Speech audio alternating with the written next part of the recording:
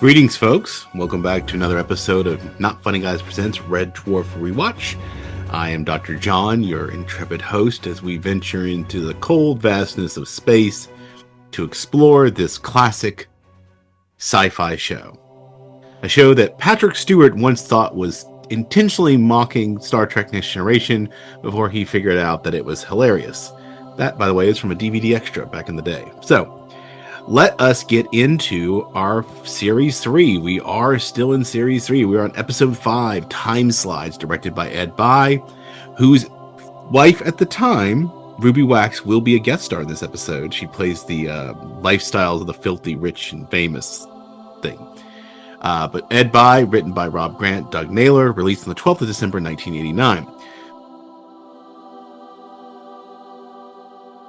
So, our summary, Crichton is shocked to discover that the developing fluid on Red Dwarf's photolabs has mutated, causing still pictures to come to life, realizing they can enter into these photographs that are developed in the fluid and effectively time travel, but they're limited to the frame of the picture itself.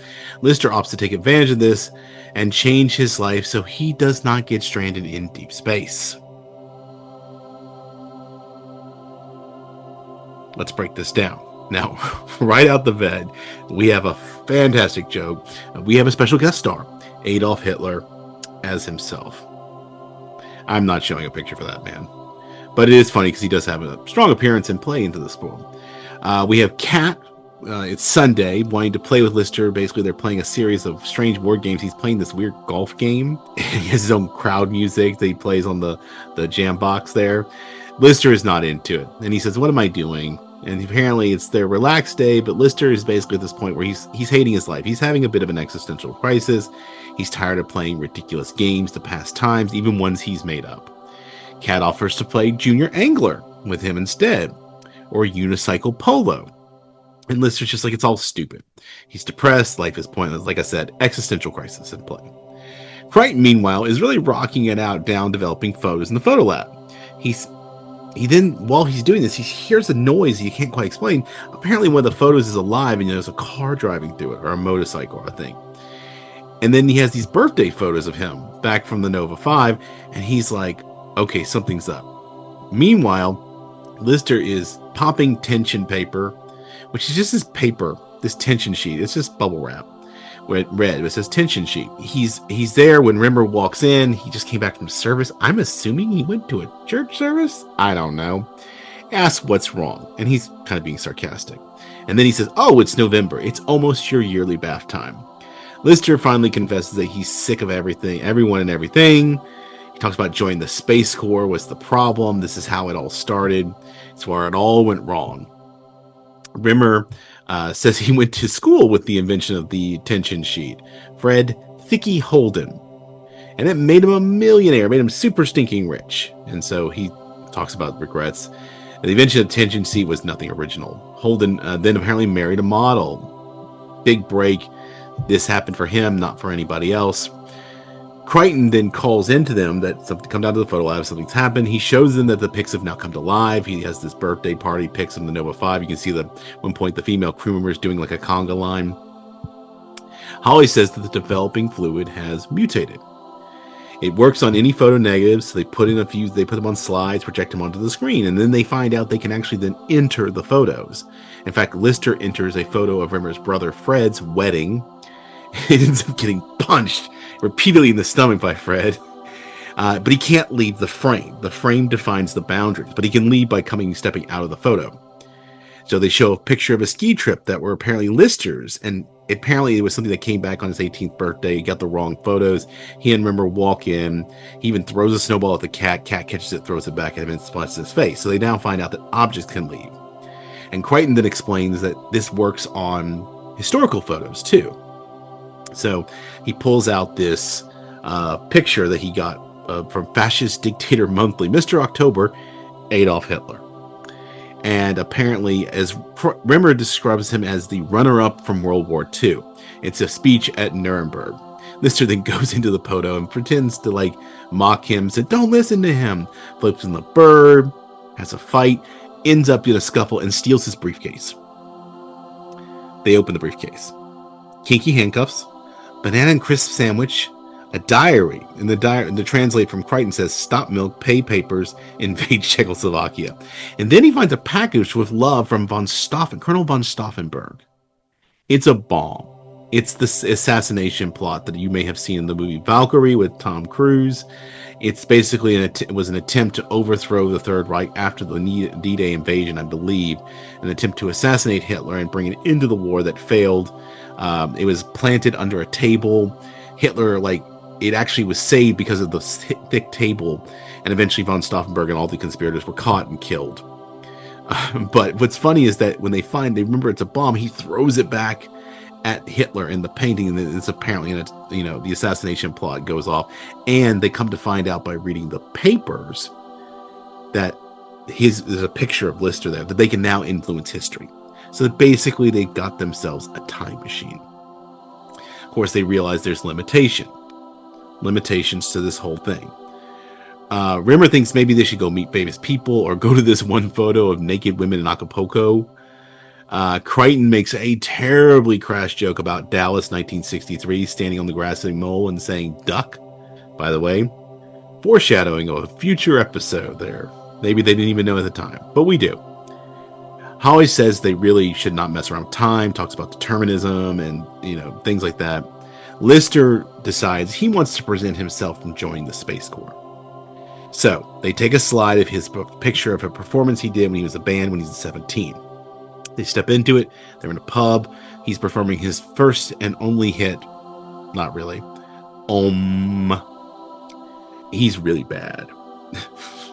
And by the way, the younger version of Craig Charles as Lister is played by Craig Charles' real younger brother, Emil Charles. They're called Smeg and the Heads. It's a sham glam band. Tries to go and convince himself to become the inventor of the tension sheet. Now, he tries to, he's literally cynical, trying to tell his younger self that this is a dead end, to convince himself this is not the future. It's like old Biff going back to 1955 and convincing young Biff and Back to the Future 2 about the sports almanac, how he alters the future. He even talks about, the older Lister talks about how all the old bandmates eventually sold out. I think the drummer, I don't remember what the drummer did, but the other guy eventually, the guitarist eventually, I think, went on to be an insurance salesman. Crichton then talks about this being a pub and then gives a really nice, elegant way of describing a place where people go to get inebriated and drunk. Now, at this point, Lister goes over and then comes back and introduces his younger self to everybody, for which his younger self really loves Rimmer's H on his head, thinking it stands for heavy metal. Younger self calls Lister a crypto-fascist. Doesn't know what it means, just keeps saying it. Rimmer calls out Lister for trying to pass on Holden's invention to himself. And Lister is getting super annoyed with his younger self, and Rimmer is not helping. The cat says, the guy's an idiot. Lister said, he's me, and Cat says, exactly. The group then comes back after he gives him the tension paper, not sure if it's going to work. Holly says we have to wait for the timeline to realign, and so it does. Lister vanishes, but so do Crichton and Cat. And Holly tells Rimmer, who's now the only one left, that because of Lister's leaving, the cat never exists as people, and they never rescue Crichton. Rimmer then decides he's got to find a way to undo this. He goes on a mission to get Lister back. Holly finds him. Apparently, he is now the inventor of the tension sheet. It did it at age 17, died at age 98, making love to his 14th wife on a plane. Only photo they have is a reference from Lifestyles of the Disgustingly Rich and Famous, with the co-host I mentioned earlier, played by Ed White, by his wife at the time. So they only have a picture of this, and they get this really disgusting example of how filthy rich he is. So somehow Rimmer manages to get into the photo and get into Dave's house. Now we are seeing this brick house that he transported from just down the road to get ready for the neighbors. He's apparently still an aspiring musician, but he purchased 3 million copies of his to make it a success. Like I said, Lister goes in to get him back. We get a montage of Lister's rich, filthy life displays as he pulls up at his mansion, security guards, butlers, his main butler, Gilbert, who's just like one of those, polite servants who tolerates people. There's a courtyard statue that's meant to pee champagne, into a fountain. They can't quite get to work yet, but they're working on it before the royals come to visit. He's engaged to a father who apparently decided to off himself after learning his daughter's involvement with Lister. He still eats the grossest stuff ever. Rimmer then apparently pops in finally. Lister doesn't remember him. The plan doesn't work, and Rimmer even has to admit at one point that he's now insanely jealous that Lister's living this life. So he ends up back on the ship. He comes up with a new plan. He's going to go give himself the tension sheet idea. This way he'll circumvent and beat Lister to it. Uses a photo of himself to go back to his old school thing when he's age 8 boarding school. And when they see that you find Thicky's Holden's bed, but you also find out that his was labeled Bonehead. And he's sleeping with boxing gloves and apparently rubber sheets because he wets the bed. Rimmer gives him this whole speech about needing to go to the patent office in the morning. And then while he's doing this, Thicky Holden wakes up and they're talking and they tries to describe it. And apparently this all backfires. He accidentally sets the timeline back exactly as it is. Lister, Crichton the cat now all reappear on the ship. Rimmer is trying to like gloat a little bit about this as like, fixing everything. Everyone walks off. Holly then informs him that something did change. He's no longer a hologram. This won't last very long. He eats Hitler's sandwich, gross. And in his joy, he runs to catch up with everybody in the cargo bay. He accidentally hits some boxes that cause an explosion, and we are left to assume that, yes, he will be back to being a hologram once more. So he did change history. But next time, we will be reaching the end of Series 3. We will be looking at Episode 6 of Series 3, The Last Day. In the meantime, as I've said before, like, subscribe, follow, share, all that fun stuff. If you follow us on TikTok or Instagram or any of the other places I'm posting this, please come over, subscribe, join in, give me ideas, help me make this work better. If you don't like the way I'm doing it, give me suggestions. I'm very open to constructive criticism. But if this is not your thing, you can always, we're doing a lot of television shows here. I have actually decided on the next television show, it's a little ways away, but I think we're going to take the underappreciated show, or at least I think it's underappreciated show, Brockmire.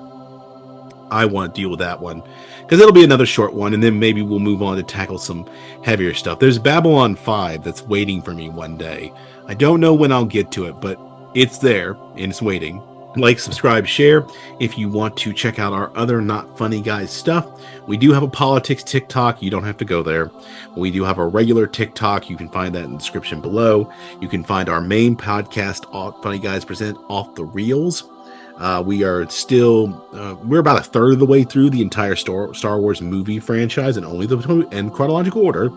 We have Solo. We're working on Rogue One before we move on to the original trilogy. So if that's something that interests you, check that out. If that's not your flavor, we also have the Wrestling with the Horror of It All, where Casey and Eric, my other Not Funny Guys co-hosts, chat and talk about wrestling and horror movies. And they're gearing up in just 2 weeks' time. They'll be at Fright Night down in Orlando, and they'll be putting out a bunch of content for that. So if you like horror, or you like wrestling, or both, they've got that podcast up there for you. You can check it out. And if you're more of the intellectual bent, I do another podcast with our not funny gal, Dr. Kristen, where we talk about intellectual stuff and things we're thinking about. Our most recent episode, we have a new one coming out where I think I'll be talking about some ideas about the way we flatten out ideas and how that bothers me. But we also have the current one that is out right at this very moment, if you happen to catch it, depending on when this video comes out. We have one where she's actually talking about dangerous words, which I think was a really fun episode. So check that out if that's your thing. If not, who cares? Come back for more. But until then, don't be a smeghead, keep it not funny, and I'll see you next time.